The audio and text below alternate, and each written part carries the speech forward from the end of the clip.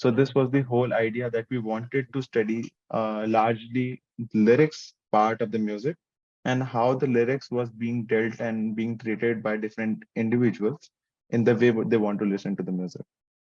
Yeah, this is fascinating to me personally, because I have thought about this myself, and I, as a person, as my personality has changed over the years. Originally, my preferences were I did not pay any attention to the lyrics, to be honest, to decide whether I liked the music or not. It's just the acoustic, like the thing that you're talking about, right? The acoustic signature, whether that resonated with me, then I didn't like get boxed into one genre or something. Anything doesn't matter. And if it sounds nice to me, it just sounds nice. I don't care about the lyrics are, even if they're explicit, I really don't care. But over time, I guess like I have discovered this side of me also that focuses based on the lyrics. I would like maybe this is a song which I don't like initially, but when I listen to the lyrics and the deep meaning behind it itself, that resonates with me. That's resonated with the past experience I've had.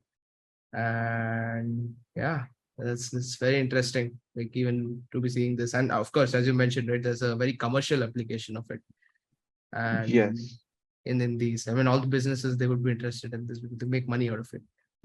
Yeah. And I One think we were on the way. Sorry, Abhinav. Yeah, no, you no, can no, go go ahead. ahead, go ahead, go ahead. Yeah, I think we were on the actually right timeline of why when we wanted to address the lyrics. And the reason I say that was that acoustic was always being dealt in the Fourier transform, and you can actually pull out the Yes, frequencies, and correct. you had all the, I would say, technical knowledge around what you wanted to do with it. With the lyrics, the shortcomings were how you would want to put a lyrics as a whole with an emotion. Like if you consider past researches based on like 2015 or 2016, if I were to address this problem, how would I have done it is, or how the past researchers have done it is, that they would have a complete song and Hmm. each word have an emotion represented along with it. So if I wanted to research of how that lyrics had an emotion of a whole, the only drawback was that people cannot just formulate a contextual information. They just were aggregating the emotions of the individual word. So what I'm trying to Sort get of. to is the fact I that, see. let's say, a Rihanna can have a song, and maybe some rapper Travis Scott might have a song. Both can use very strong words, but when they use those very strong or maybe abusive words, the context, how they were trying to put that particular word, might completely change, or might completely change the way they want to bring out in the song. Travis Scott, it's more energetic, and the way he would want to use those abusive words or the very strong words would be just to bring out the energy and that kind of zeal and Hmm. motivation from inside you. Or maybe that is the reason why you specifically choose to listen to these kinds of music when you are in gym. And when you Yes. completely see this thing in songs by maybe Olivia Rodriguez or Taylor Swift, you would have a clear reason of why that particular angry word was being chosen at that specific place. So all the previous researchers could not take the advantage of the recent technologies like transformers or the attentive neural network. All they had was the vector-based embeddings, and they would just maybe aggregate the emotional score of all the work, and that's when they got this information of the lyrics as an emotion as a whole.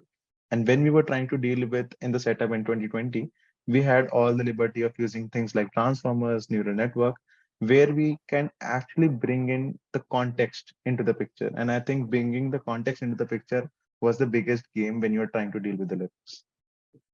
Right. It's very interesting, man. Very interesting.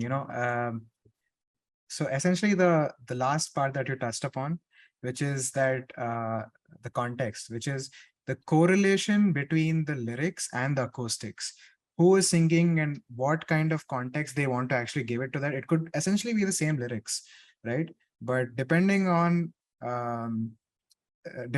let's say, the kind of acoustics or the kind of essentially background score and the energy, all of these other factors, the same lyrics could evoke Yeah. very different emotions in the same Yeah. person or in different people. That's very, very fascinating. And And true, right? It's all based on personal experience. That's how it is, right?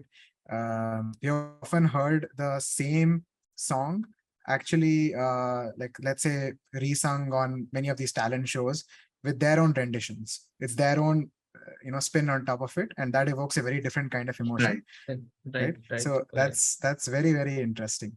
The second thing also, I think one thing that Devayan touched upon is that your his taste evolved over time, right? So which means this can also be, I'm just wondering, right? I'm thinking out open. So this can also be used for tracking changes in personality, Yes. right? Yes. Changes in personality, which is also very fascinating because I'm wondering if it is capable of extracting such extreme changes in personality that maybe it can be modeled as a medical problem, right? So Something. that is just like, I'm just putting it out there. I don't know if it's possible, not possible, but really, really fascinating. Really Yeah, this fascinating. makes me think also, right? Because this has applications, like real world applications, not just in terms of like, maybe you can think of it as a negative thing, but as a surveillance, but it could be something which is very useful, like in therapy, right? You can steer your treatment according to that, and you can use this as a signal properly, right? When you know that this kind of a music mode has a correlation of, like, the person's personality type, so this is the expected response, versus if you play this kind of music. I'm just thinking out loud. Okay, this is me who has no clue about this. You're the What's expert your here. what's your take on this, Yudhik? Is there work around this kind of stuff? I think you both actually picked a very, very good pointer of why this research was actually important in the domains. Hmm. So when we do some kind of research, what people in the end would want is some kind of conclusions and how this research would actually help the In the community. real world, And correct. the biggest point was that when I say that this individual differences or the way you dance can help me perceive your individual differences, that is like your personality. So one of the common models which in the personality we study is a BFI model, which is called Big Five Inventory Model, But which has yes. which has put the personalities in specifically five different five Hmm. zones, that is openness, agreeableness, and out of those five, one is neuroticism. So neuroticism is the way of is the negative polarity of how researchers wanted to study emotional stability.